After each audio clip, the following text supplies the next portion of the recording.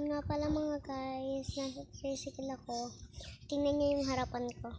Harapan ng bahay namin, malamang harap ko. So, let's go. Sa inyo papakita ko, ayan. Sobrang lawak. Pwede kayo dito mag-stay, maglaro. So, tagat ang aking kausap. Pero okay lang, stay tayo kasi mahangin. Hangin. Papakita ko sa inyo hindi mainit dito sa harapan namin. Let's go. Guys, hindi mainit doon, bawal doon pumunta sa may init. Dito lang kayo sa stay sa lilom. 'Di ba? May upuan no. Upuan malamang sa akin kayo umupo.